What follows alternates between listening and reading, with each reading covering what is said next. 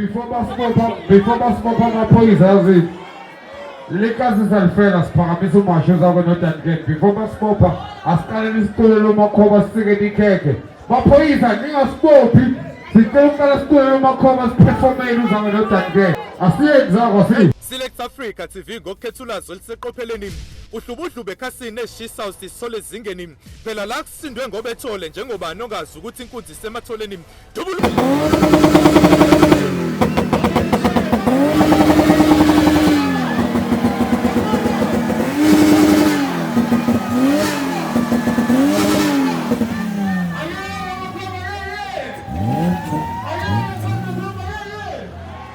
London, shout out to ATV, got P.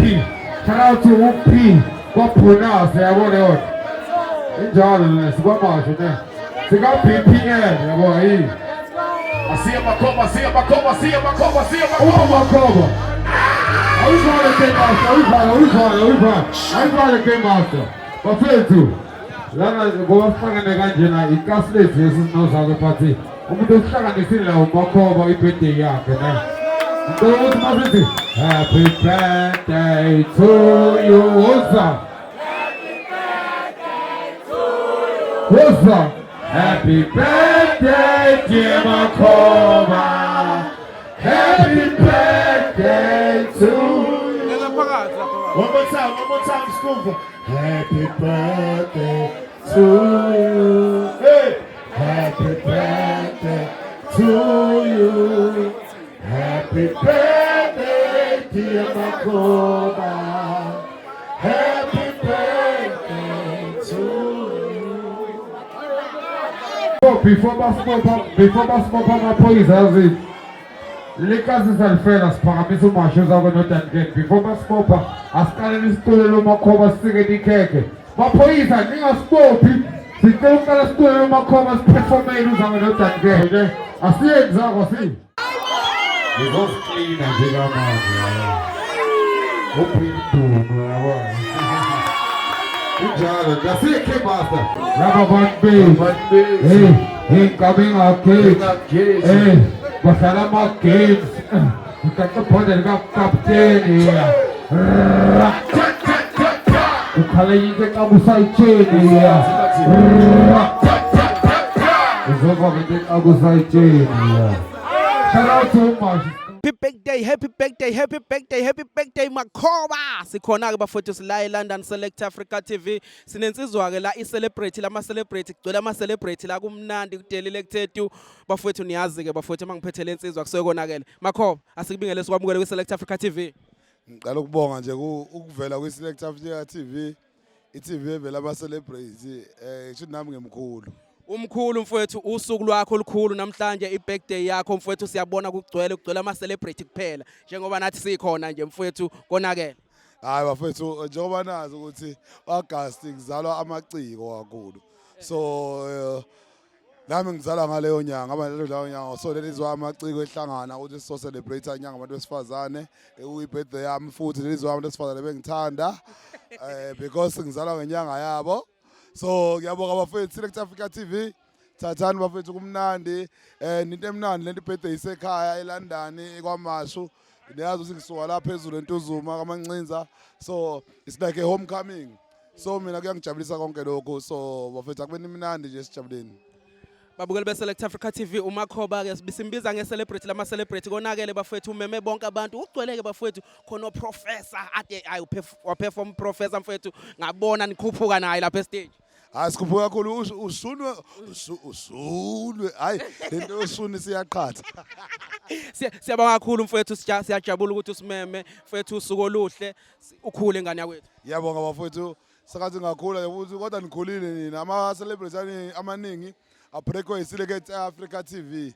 Siyazi ukuthi nje before ngizwa sabalalo wavela la. Mfowethu siyabonga kakhulu babukeli beSelect Africa TV.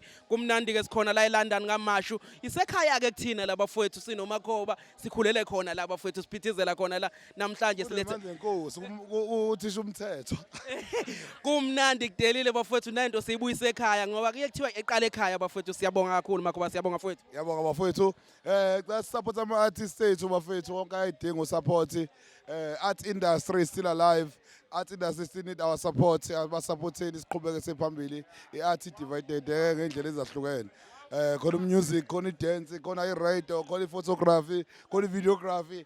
There's a lot, but let's support art industry. Art industry is alive and is there to live. That is the only industry ekhona yethu art industry ekumele si respect because even amagugu ethu amasiko they fall under art industry. Let's respect our arts craft. Mfowethu siyabonga kakhulu mfowethu. Thank you very much. Ubig show lo mngani wami. Sondela press. Bafowethu enye insizwa ke bafowethu eyikhona la ngoba ngishilo ngathi siphethe i-celebrate lama celebrate iyona ke insizwa le ekhona nayo ethe asizohlanganyela la kumakhoba bhuti wami konakele kakhulu la siseLondon. Ungathini ngale ngabe umnandi obungaka esila nabo? Cha okokuqala nje angeke ngize ngisho lutho ngokuthi ubumnandi buthini. Engingakusho nje ngakhuluma ngomfowethu lo ekuyena esibunganyele yena la ekhaya. Usandile sizwe Makhoba. Umfowethu lo sisuka kuthi sesihamba indlela eningi mina ngiyayiqala insizwa ekwazi ukuthi ukuze manje from rags to riches. Insizwa ekwazi ukuthi ithathe izinto from la okuthiwa khona ikanje iphume. Kodwa abe namandla ukuthi afike kwi-urban culture akwazi ukubamba unje ayiphume wakhe at the same time ebekwazi ukufluctuate ekwazi ukuthi abe chameleon akwazi ukuphila around futhi again i-urban culture but not losing ukuthi yena ubani usukapi. You understand? Kunesikhathi esibi la wena because bethanda uma wakhe kakhulu umfowethu la ke aluza khona uma wakhe most yabantu babone sengazathi sekuyi-downfall noma i-failure. But umfowethu cha kubanga i-downfall instead usukumile wathi ngiyayibamba kunzima kukubi ngiyasukuma ngizohamba ngiye phambili bayokhuluma abakhulumayo wafunda into eyodwa ayifundiswa yena ngiyamazi uma wakhe bengimthanda kakhulu ngoba bekuma wethu wafunda ukuthi amazwi nabantu bayohlezi bekhuluma kodwa umuntu obalekile inhliziyo nawe into ekuyisa phambili empilweni iyodwa ilento kuthiwa i-drive nabantu ophila nabo i-circle can fuck you up but i-circle at the same time can make you insizwa noma ikubulala. Yena iyodwa into ayenzile he did a self-introspection. He moved away from the circle. When he moved away from the circle he realized who he was. When everyone was moving away from him because bebona ukuthi usephumile bebheni shuthi yini esayidinga kuyena akasenawo amandla. Kanti people tend to forget ukuthi there are two things in life that basically wealth is about. Wealthiness is about wealthiness ebizwa nge-monetary value where people you will become wealthy because you have money and people and abantu bayitshela ukuthi unswempu because of money. And then there is wealthiness, which is the most powerful part of wealthiness. Wealthiness where you are wealthy holistically or spiritually. You understand? So when you lend a hand, you are not expecting anything back. You are only expecting ukuthi a person must come back one day and say, ngiyabonga bafo ngilangikhona namhlanje ngezandla zakho. You will never ask for anything. You don't want their money. You don't want their anything. The only thing you want, ukumbone shine, climbing those steps, ephumelela. You understand? And lastly, people tend to mistake in one thing. You see, being an underdog in life, there is nothing as beautiful as being an underdog, young child. You see, one thing about an underdog, the only thing they're doing is climbing the ladder. You understand? But now, you see a person in the pedestal, their only mistake in life, or one thing about their life, is to keep themselves in the pedestal. They're fighting every single day. Ukuthi, I must be in the pedestal because if I fall here today, impilo yami ngeke isayanda.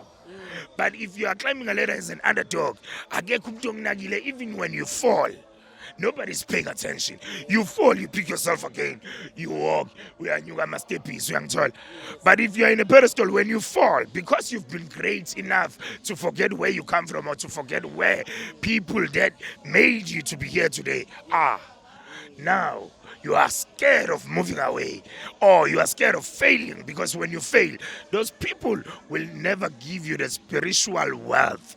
Instead, they will give you that spiritual unintentionally moving away from you. I ngoba bengakufuni because they are scared ukuthi this person again is gonna break our hearts. When they break our hearts, it's because amadlozi ahlanganisile idalwa zihlanganise before thina sazane. You understand? It's not our plan. Today I'm speaking to you. Bengeyona plan yami ukuthi mina nawe sikhulume. Bengeyona plan yokuthi ngikhulume phambi kwabafowethu. But kunomuntu ofikile, in English they call them angels. They build up lento ebizwa nge-consciousness or fear of wrongliness. You understand? So those people, they speak before we even speak. Those people plan before we even plan. Those people create fear before we create fearness in ourselves. Those people are the people that makes us who we are. You understand? So whatever that you see today, whatever that is implanted today, whatever that is grateful today, whatever Makhoba is grateful about today, he has never planned it. He has never woke up in the morning and say, Gizoba se London and my birthday is going to be so awesome. And there will be so much people that will never ask for a cent from me. But these people will support my survival. These people will support my struggle. These people will support impilo yam. You understand? So most importantly, respect yourself, know yourself, and understand yourself. Then you will get impilo lo ifunayo. You understand? Self-introspection. Move yourself away from the circle. You understand? Because the circle fucks us up. Move yourself from the circle. Sit down. Look at yourself and say, kahle kahle ngubani, what is it that I need? Yini engiyona? La ngikhona kanjani? Kuze ngisuke lana ngizosuka kanjani? Uma usuthole lonto, impilo yakho will change to a beautiful part of your life, and people will never believe ukuthi how lo besingamboni namhlanje how. Uyangithola? Makeba siyabonga kakhulu baba, inamandla, siyahlonipha kakhulu futhi siyathoba baba. Ngiyatholisa ngikhuluma ngakho. Babukeli be-Select Africa TV, siyabonga kakhulu. Ezinye zezinsizwa lezi egijima noMakhoba njengoba nimuzwa nje echaza ukhuluma konke. Ngiphethe enye futhi insizwa bafethe insizwa egijima noMakhoba, kumnandi kudelele kuthethu sikhona la eLondon mfowethu. Konakele kakhulu ngane yakwethu, sijabule kumnandi la eLondon. Ungathini mfowethu ngale nsizwa? No, uzamana kaDlamini from FM kwaMashu. Mfethu angifuni ukusho okuningi ngoMakhoba, but I like the concept ngoMakhoba yenzile. Yes. Ne? Amakhoba mfethu from la suka khona angifuni ukusho ukuthi suka kuphi. Uyazazi nesuka kuphi. Okubalekile ukuthi uMakhoba usekuphi namhlanje. Nice, yes. So as FM radio station community, we support mfethu into kanje, and mfethu I'm very personally I'm very proud of Makhoba mfethu lento ayenzile. Yabo leyo nto. So angifuni ukusho okuningi ebantwini ngithini ngikhohlisa mfethu. Abantu nabantu bayazi Makhoba usuka kuphi. Yes. But engifuna ukusho ukuthi Makhoba la suka khona eya khona. Okubalekile ukuthi usisuka besiyabe mfethu. Yabo leyo nto. So engifisela Makhoba namhlanje from now today kuyali. Makhoba mfethu abe right. Yes. Ahloniphe. Empilweni mfethu be humble mfethu empilweni. And respect. Abo mfethu ukuhlonipha. It's a key mfethu empilweni success. So ngiyafethu Makhoba la manje kusuka manje eqhubeka nempilo. Ngamfisela mfethu ukuthi abe right empilweni and whatever kufisayo mfethu. And angazi ukuthi ngenza kanjani. Kodwa uNkulunkulu emkhulu ngiyamazi uyombusa umkhaya wami yabo lento lena. I know suke show naye kodwa akubalekile kubanye manje, but okubalekile ukuthi singuMakhoba la sikhona. Yabo so as FM today we here and support initiative kaMakhoba mfethu, and wish him all the best, and konke akwenzayo FM safisa uMakhoba abe right empilweni mfethu. Sibonga kakhulu mfethu. Siyabonga ngane yakwethu. Mfowethu siyajabula ukunibona nibambisene kanje, futhi ngicela ukuthi ningayiyeki lento bafethu nihleze nibambisana ngoba into ebalekile mfethu, kubalekile ukubambisana kwenza ukuthi siqhubekele phambili. Mfowethu siyabonga kakhulu. Ngiyabonga kakhulu mfethu onje into engifuna ukusho ukuthi mina Makhoba into eyenzile mfethu. Angifuni angazi angipheze mfethu. I'm not that for I'm in closing, but ngiyafisa Makhoba into eyenzile futhi aqhubeka ayenze and support even into eyenza kuma artist and ayizonto leyo.